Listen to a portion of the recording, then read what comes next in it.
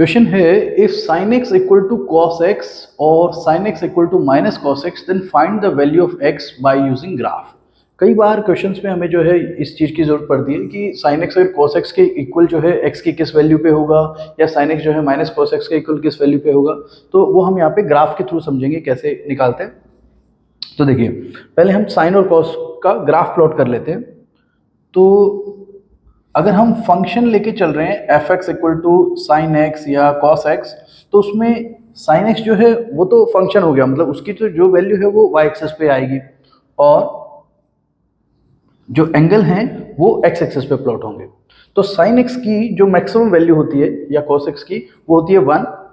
तो यहाँ पे हम ये 0 है, यहाँ 1 ले लेते हैं और इनकी साइन और कॉस की मिनिमम जो वैल्यू होती है वो होती है -1, तो यहाँ पे -1 ले लेते हैं। ठीक है, और एंगल जो है वो 0 to 2 पाई 360 डिग्री तक ही कंसिडर किए जाते हैं।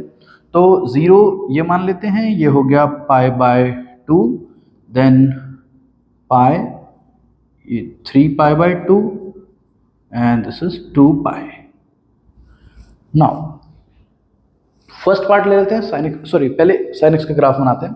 तो साइन एक्स 0 पे जो है वो 0 होता है और π/2 पे 90 डिग्री पे जो है उसकी वैल्यू 1 होती है। तो 0 to 1 जो है ये वैल्यू इंक्रीज होती जाती है।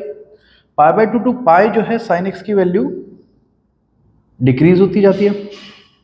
पाई टू 3π/2 भी और डिक्रीज होती है और ये -1 तक आ जाती है वैल्यू। और 3π/2 से 2 पाई जो है वैल्यू अगेन इंक्रीज होती है 0 तक। ठीक है, ये है साइन एक्स का ग्राफ। सिमिलरली अगर हम कॉस एक्स का ग्राफ बनाएं, कॉस एक्स में जो 0 डिग्री है उस पर वैल्यू होती है 1 और 90 डिग्री पर होती है 0। तो ये वैल्यू ऐसे 1 से 0 डिक्रीज होती है, तो ये ऐसे डॉटेड बना लेते हैं। और π/2 टू पाई जो है अगेन ये डिक्रीज होती है अप टू -1 तक, तो जो है ये आ जाएगी यहाँ तक। देन पाई टू 3π/2 ये इंक्रीज होगी 0 तक और 3π/2 से 2 पाई जो है ये वैल्यू आ जाएगी अगेन 1 तक। ठीक है, नाउ ये दोनों ग्राफ हो गए, लाइन वाला साइन एक्स का और डॉटेड वाला कॉस एक्स का। अब फर्स्ट फंक्शन ले लेते हैं sine x equal to cos x. If sine x जो है वो हमें कॉस एक्स के इक्वल दिया हुआ है। अब देखिए अगर हमें x की वैल्यू ये बोली है कि वो 0 to π/2 बिलोंग कर रही है, तो उस केस में जो है हमारी x की वैल्यू क्या होगी। तो उस केस में तो आपको पता ही है कि 0 से π/2, हम वो टेबल भी जो याद करते हैं उसमें भी हमें पता है 0 से 90 डिग्री तक साइन एक्स और कोस एक्स की वैल्यू जो है 45 डिग्री पे इक्वल होती है। साइन एक्स की और कोस एक्स की वैल्यू 45 डिग्री पे होती है 1/√2। तो ये देखो ग्राफ दोनों के कहाँ पे मीट हो रहे हैं, इस पॉइंट पर। मतलब ये जो पॉइंट है, इस पॉइंट पे एंगल जो है वो तो है 45 डिग्री, या हम कह सकते हैं π/4। और इस पॉइंट पर ये जो वैल्यू है y एक्सिस पे जो साइन एक्स की वैल्यू है वो है 1/√2। ठीक है, तो 0 to π/2 तो ये क्लियर है कि साइन एक्स कोस एक्स के इक्वल होता है एट x इक्वल टू π/4। लेकिन अगर क्वेश्चन ये पूछा जाए कि अगर x बिलोंग कर रहा है 0 to 2 पाई, तो उस केस में x की क्या पॉसिबल वैल्यूज होंगी। तो देखिए 0 से 2 पाई के केस में आप ये देखिए ग्राफ जो है कहाँ कहाँ मीट कर रहा है। ग्राफ एक तो इन दोनों का ग्राफ यहाँ पे मीट कर रहा है और एक ग्राफ जो है इस पॉइंट पे मीट कर रहा है। अब जैसे आपने देखा ये 0 और 90 के बिल्कुल मिड की वैल्यू थी π/4। ठीक है, तो सिमिलरली ये जो पॉइंट है जिस पर साइन और कॉस की वैल्यू सेम आ रही है, जो कि यहाँ पर अगर देखा जाए तो इधर ये वैल्यू नेगेटिव में -1/√2 आ रही है, लेकिन दोनों की सेम आ रही है।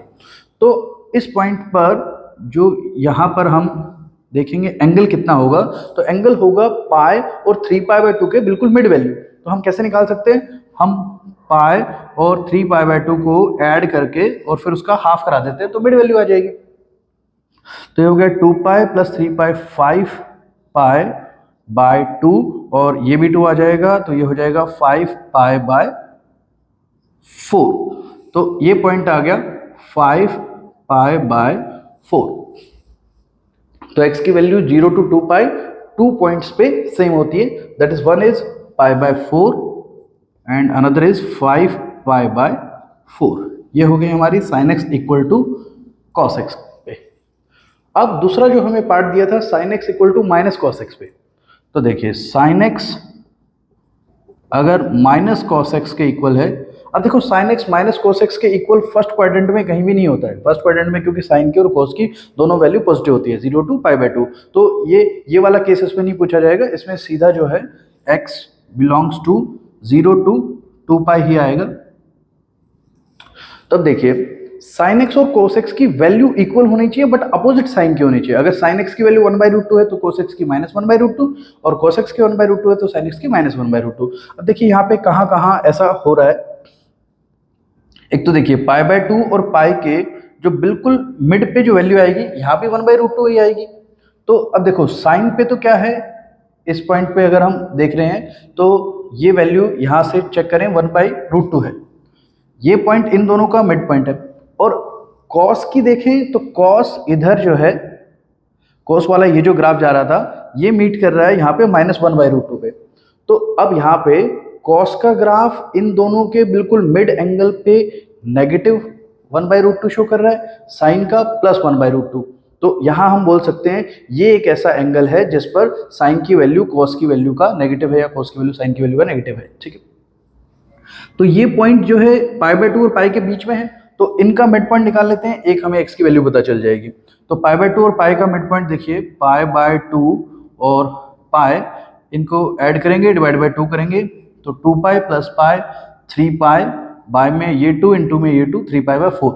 तो एक तो x की वैल्यू आ गई 3π/4, ये पॉइंट है 3π/4। अब दूसरा देखते हैं, ऐसे ही सेम सिनेरियो कहाँ पे बन रहा है जहाँ पे cos की वैल्यू और साइन की एक दूसरे के अपोजिट साइन पे। देखिए यहाँ पर अगर हम इसको आगे बढ़ाते हैं, ये जो पॉइंट है 3π/2 और 2π के बीच में, इस पे cos की वैल्यू तो आ रही है 1/√2, और इसी को अगर नीचे लाएंगे तो यहाँ पर जो साइन की वैल्यू है ये आ रही है -1/√2। तो 3π/2 और 2π के बीच में भी एक एंगल है जहां पर cos की वैल्यू जो है पॉजिटिव होती है, पॉजिटिव 1/√2, और साइन की -1/√2, यानी कि sin x equal to -cos x। इन दोनों के बीच की वैल्यू निकालते हैं। 3π/2 प्लस 2π का हाफ, तो ये 2 2 जा 4π, प्लस में 3 7π, बाय में ये 2 × 2 4। तो दूसरा एंगल हो गया 7π/4।